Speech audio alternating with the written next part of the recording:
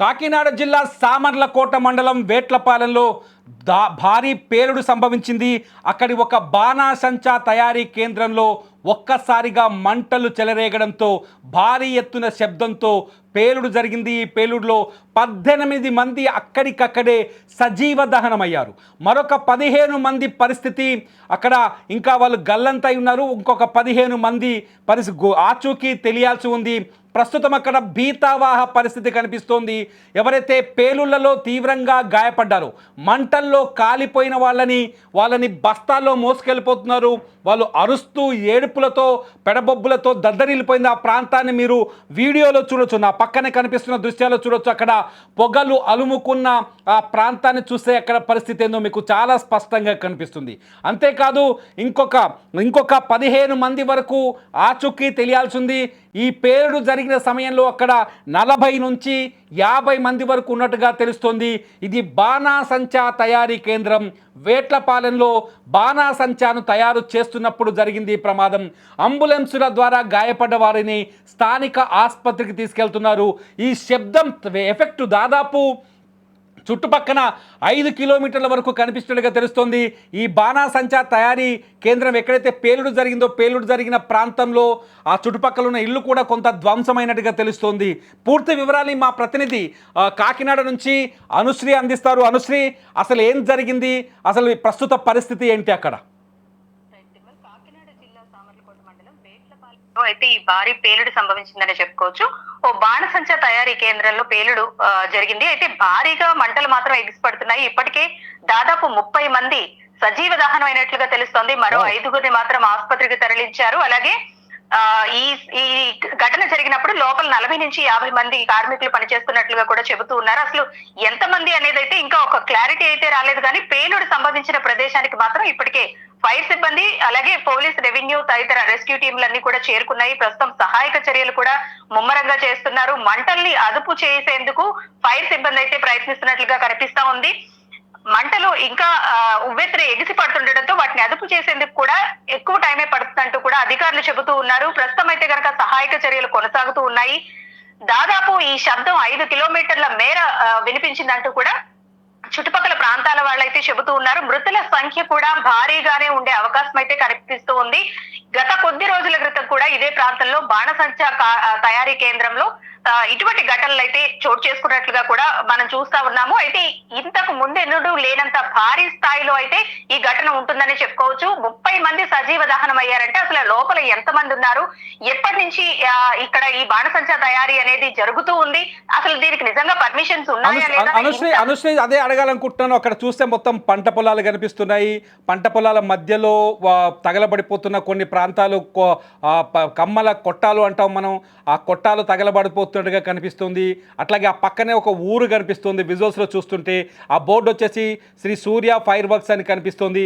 ఇక్కడ దాదాపు ఎంత పేలుడు సామాగ్రి తయారవుతుంది రెగ్యులర్గా, ఏమైనా అంచనా ఉందా దీనిపైన? దీనికి సంబంధించి ఒక అంచనా అయితే ఇంకా అధికారులు అయితే ఎవరు కూడా చెప్పే పరిస్థితి అయితే లేదు. దాదాపు చాలా కాలం నుంచి కూడా ఇక్కడ ఈ ఫైర్ వర్క్స్ అనేవి కొనసాగుతూ ఉన్నాయి.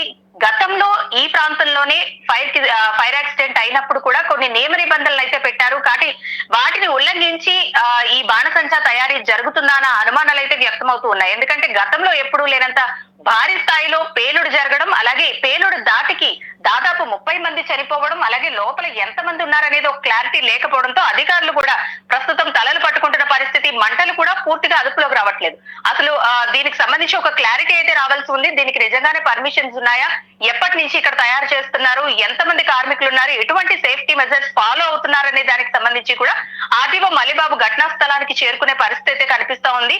వాళ్ళు మాట్లాడితే తప్ప ఈ ఘటనకు సంబంధించి ఒక పూర్తి క్లారిటీ వచ్చే అవకాశం అయితే లేదు. అనుశ్రీ, కొద్దిసేపటి క్రితం అంటే మనకు అందిన సమాచారం ప్రకారం 18 మంది అని చెప్పాం, కానీ మీరు చెప్తున్నారు 30 మంది వరకు చనిపోయి ఉండవచ్చు అని చెప్పేసి. మొత్తం ఎంతమంది ఉన్నారు ఈ ప్లాంట్లో ఈ బ్లాస్ట్ జరిగిన సమయంలో? దాదాపు 50 మంది కార్మికులు రోజు కూడా ఇక్కడ పనిచేస్తారంటూ కూడా చుట్టుపక్కల ప్రాంతాల వాళ్ళు చెబుతూ ఉన్నారు. అయితే 30 మంది సజీవ దహనమైనట్లు, ఈ పేలుడు దాటికి మృతదేహాలు కూడా చెల్లా చెదురుగా పడ్డాయంటూ కూడా దగ్గరుండి చేసిన వాళ్ళైతే చెబుతూ ఉన్నారు. మనం కూడా విజువల్స్ లో చూసుకోవచ్చు.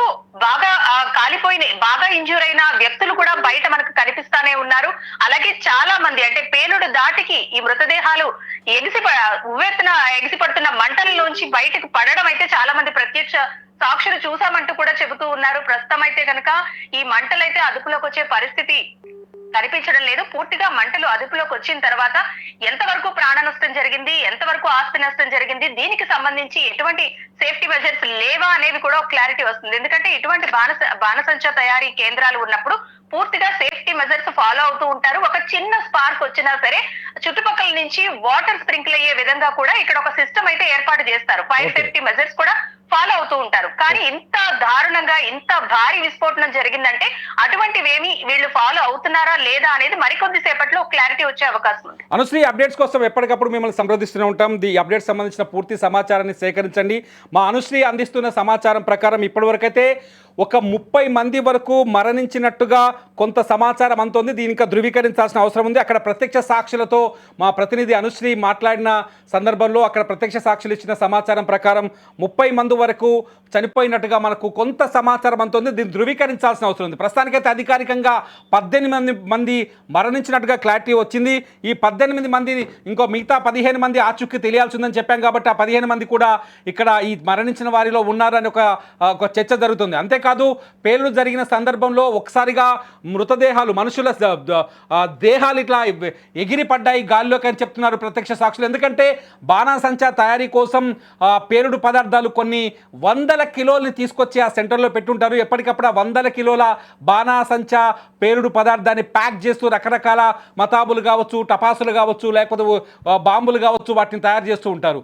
ఈ తయారీ క్రమంలోనే చిన్న అగ్ని కణం వచ్చి తాకినా, లేకపోతే పొరపాటున స్పార్క్ వచ్చినా అది పేలిపోయి ఆ ప్రాంతం అంతా ఒక్కసారిగా శ్మశానంగా మారిపోతుంది. ప్రస్తుతం ఆ శ్మశాన వాతావరణాన్ని మనం చాలా స్పష్టంగా చూస్తున్నాం. ఈ బాణాసంచా తయారీ కేంద్రాల్లో ఎటువంటి పేలుడు జరిగినా ఆ పేలుడును అదుపు చేయడానికి కొంత స్ప్రింక్లర్స్ కావచ్చు, లేకపోతే ఫైర్ సేఫ్టీ విధానాలు ఉన్నప్పటికీ కొన్ని చోట్ల అక్కడ నిర్వాహకుల నిర్లక్ష్యంతో, లేకపోతే మొండిగా, గుడ్డిగా, బ్లైండ్గా ఏం కాదులేని ఒక గుడ్డి నిర్ణయంతో ముందుకు వెళ్ళిపోవడం వల్లే ఎక్కువ ప్రమాదాలు జరుగుతున్నాయి. గతంలో కూడా ఈ సామర్లకోట మండలం వేట్లపాలెంలో గతంలో కూడా ఈ ప్రమాదం జరిగింది. ఇప్పుడే కాదు, ఇప్పుడు 30 మంది మరణించారు. ఒకవేళ 30కి మరణాలు చేరుకుంటే ఇది గతంలో మన రాష్ట్రంలో ఎప్పుడు ఎక్కడా జరగని అతిపెద్ద ప్రమాదంగానే చెప్పాలి. ఎందుకంటే ఇంత దుఃఖాన్ని కలిగించే వార్త గతంలో మనం ఎప్పుడు వినలేదని చెప్పాలి. ప్రస్తుతం అక్కడ సిచ్యువేషన్ చాలా బాధాకరంగా కనిపిస్తుంది. మీరు విజువల్స్ని ప్రత్యక్ష ప్రసారం ద్వారా చూస్తున్నారు. సుమన్ టీవీ ప్రత్యక్ష డిజిటల్ లైవ్ ప్రత్యక్ష ప్రసారం ద్వారా చూస్తున్నారు. అక్కడ ఎగిసి పడుతున్న పొగల్ని చూస్తున్నారు. పంట పొలాల మధ్య గుంపులుగా ఉన్న జనాల్ని చూస్తున్నారు. అంతేకాదు అక్కడ సూర్య ఫైర్ వర్క్స్ బోర్డు చూస్తున్నారు. అక్కడ తగడబడిపోతున్న కొట్టాలను చూస్తున్నారు. ఆ కొట్టాల కింద మళ్ళీ పేలుతున్న ఆ పేలుడు పదార్థాలను చూస్తున్నారు. ఎందుకంటే పేలుడు పదార్థాలతో పాటు రెడీగా ఉన్న బాంబులు కూడా ఇందులో ఉంటాయి, టపాసులు ఉంటాయి, రకరకాల ఏదైతే మన దీపావళి, దసరాకి కానీ ఇతర ఫంక్షన్స్లో పేల్చడానికి తెచ్చుకునే టపాసులు అవన్నీ రెడీగా ఉంటాయి. అవన్నీ ఒక్కసారిగా పేలినట్టుగా స్పష్టంగా కనిపిస్తుంది. ఒక్క చోట పేలుడు జరిగితే మిగతా తయారీ కేంద్రాలకు కూడా ఈ పేలుడు వ్యాపించే అవకాశం చాలా స్పష్టంగా ఉంటుంది. ప్రస్తుతానికి వేట్లపాలెం కన్నీటి పాలెంగా కనిపిస్తుంది. వేట్లపాలెం శ్మశానంలా కనిపిస్తుంది. వేట్లపాలెంలో బూడిది పూర్తిగా వెదజల్లి కనిపిస్తోంది. పొగలతో తగలపడిన శవాలతో కనిపిస్తోంది. ఎగిరిపడిన మృతదేహాలతో కనిపిస్తుంది. వేట్లపాలెంలో కన్నీరు వరదై పారుతుంది. ఈ బ్లాస్ట్కి సంబంధించిన ఇప్పటికే బ్లాస్ట్ పైన ప్రభుత్వం అక్కడికి హుటాహుటిన చేరుకుంది. అధికారులు హుటాహుటిన చేరుకున్నారు. స్థానిక ప్రజాప్రతినిధులు కూడా సంఘటనా స్థలానికి చేరుకున్నారు. అక్కడ సహాయక చర్యని ముమ్మరం చేశారు. అంబులెన్సులు అక్కడ గాయపడ్డ వారిని వెంటనే స్థానిక ప్రభుత్వ ఆసుపత్రికి తరలించే ప్రయత్నం చేస్తున్నారు. గాయపడ్డ వారి సంఖ్య 40 నుంచి 50 మంది. పేలుడు జరిగిన సమయంలో 40 నుంచి 50 మంది ఉన్నారు. కాబట్టి గాయపడిన వారి సంఖ్య కూడా మరింత పెరిగే అవకాశం చాలా స్పష్టంగా ఉంది. ప్రస్తుతానికి కాకినాడ నుండి అందుతున్న ఈ బాధాకరమైన వార్తకు సంబంధించిన అప్డేట్స్ ఇవి. మరింత సమాచారం కోసం మరి మాకు చూస్తూనే ఉండండి digital live, Suman TV digital live. కాకినాడకు సంబంధించిన మరింత సమాచారాన్ని మీ ముందుకి తాజాగా తీసుకురాబోతున్నాం. చూస్తూనే ఉండండి డిజిటల్ లైవ్.